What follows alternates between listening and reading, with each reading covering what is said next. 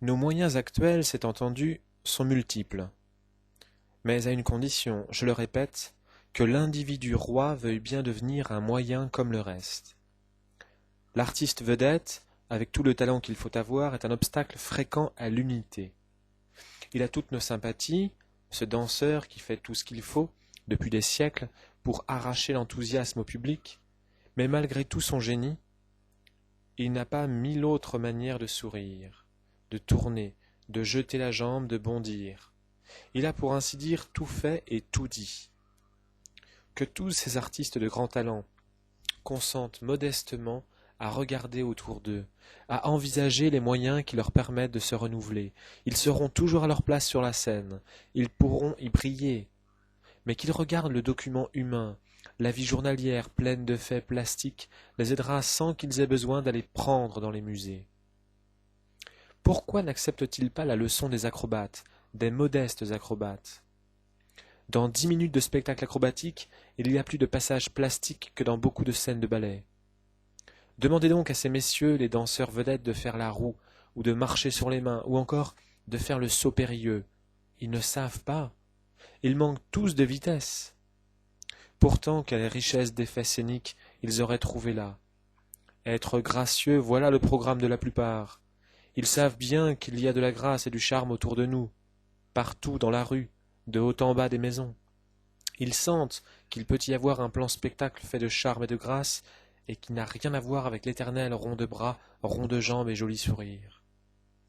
Qu'ils se décident à être plus chorégraphes que vedettes, qu'ils consentent à devenir partie du spectacle à égalité, qu'ils acceptent le rôle du décor mobile, qu'ils dirigent eux-mêmes l'avènement de l'objet spectacle. Alors, vous verrez apparaître sur la scène nombre de moyens entièrement nouveaux qui jusque-là étaient restés dans l'ombre, dans la coulisse. Alors vous aurez le mécanisme des inattendus plastiques qui pourront jouer et animer la scène. Prenons le problème à son origine. Nous avons une salle morte, inanimée et noire. 30% des spectateurs sont des gens distraits, froids, difficiles à saisir. Devant eux, une scène. Entre eux et la scène, un espace neutre, dangereux, difficile à franchir, la rampe. Obstacle qu'il faut pourtant franchir pour créer l'atmosphère indispensable, indispensable à tout spectacle pour aller attraper le monsieur qui allait s'en aller. Pour arriver à ce point, il faut un maximum d'effets scéniques. Il faut justifier cet axiome que l'état d'une scène doit être inversement proportionnel à l'état de la salle. Poussons le système jusqu'au bout, décrétons que la scène doit être d'invention complète, salle égale immobilité, obscurité, néant. Scène égale lumière, mobilité, vie. Je dis une scène d'invention totale. Vous ne reverrez même pas sur ma scène le nez du monsieur qui vous a déplu dans l'autobus, ni le profil de la dame blonde dont vous êtes jalouse. L'individu a disparu. Il devient décor mobile ou il passe dans la coulisse pour régler le théâtre nouveau du bel objet. Remarquez bien que nombre d'artistes de music-hall ont senti l'importance de l'objet spectacle. Ils s'en entourent. Les acrobates, les jongleurs le soignent et le mettent en valeur, mais toujours derrière eux en second plan. Leur mise en scène, aussi restreinte qu'elle soit, est pour moitié dans leur effet spectacle. Le ciel du nouveau cirque est un monde tout à fait merveilleux. Lorsque, perdu dans cette étonnante planète métallique où brillent les projecteurs, le petit acrobate risque sa vie tous les soirs, je suis distrait. Malgré son jeu dangereux imposé par la cruauté d'un certain public qui a bien dîné et qui lui envoie des bouffées de cigares, je l'oublie. Je regarde le spectacle qui est autour de lui. Toutes les gueules congestionnées, je ne les vois plus.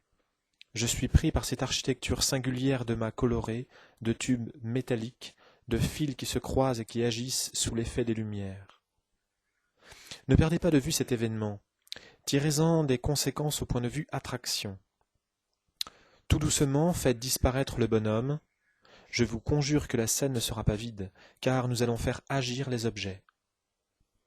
Prenons une scène avec minimum de profondeur. Tenir le plus possible le plan vertical, Régler montre en main le temps d'action, minuterie du geste, du projecteur, du son. Un mouvement plastique qui vaut en 10 secondes devient mauvais s'il dure 12. Le décor du fond est mobile. L'action se déclenche. 6 acteurs, décor mobile, traversent la scène en faisant la roue. Scène lumineuse. Ils reviennent, ils sont phosphorescents. Scène noire. Le haut du décor s'anime de projections cinématographiques. Décor du fond immobile, il disparaît. Apparition du bel objet métallique et lumineux, il bouge et disparaît. Activité contrôlée de toute une scène, où les surprises et les inattendus gracieux et violents jouent continuellement, se croisent et se multiplient au gré de l'animateur.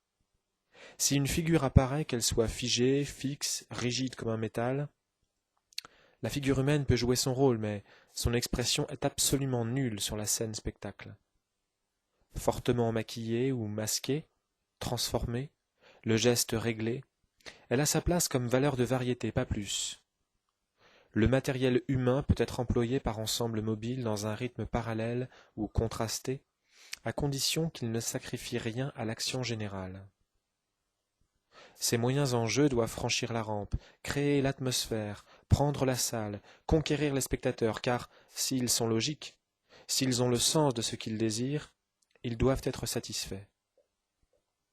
Rien sur la scène qui rappelle la salle, une transposition complète, une féerie nouvelle est créée, dans un monde nouveau et inattendu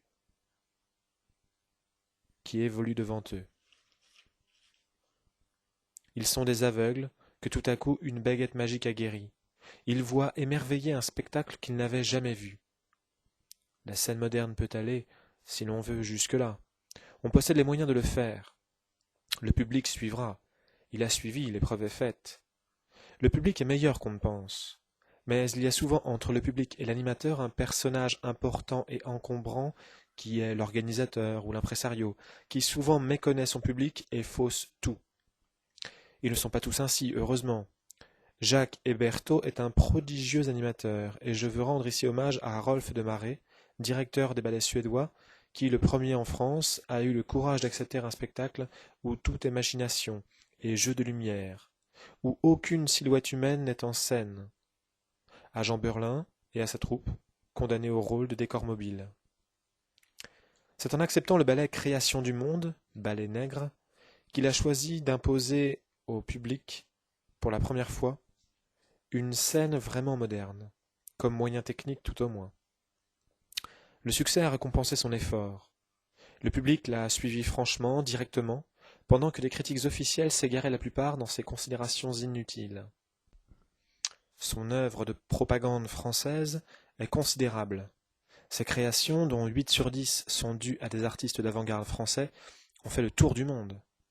Il revient d'Amérique, où, malgré les grosses difficultés que comporte un pareil voyage, il aura encore été le premier à avoir risqué et imposé là-bas un programme presque entièrement français. Il faut que ce soit des étrangers comme Rolf de Maré et Serge de Djaguiliou qui viennent choisir la qualité vive française pour l'imposer au monde. J'ai entendu parler qu'il y a eu à Paris un service de propagande. Qu'a-t-il fait? A-t-il jamais pris contact avec ces hommes courageux qui risquent d'énormes capitaux sans être pour une fois des hommes d'affaires? Je ne crois pas. Qu'a fait cette propagande? Qu'ont fait ces messieurs pendant et après la guerre? Y a-t-il un document quelque part qui dévoile leur héroïsme? Mais malgré cela, tout avance. Malgré cette lamentable incurie, la vie marche et l'évolution se précipite.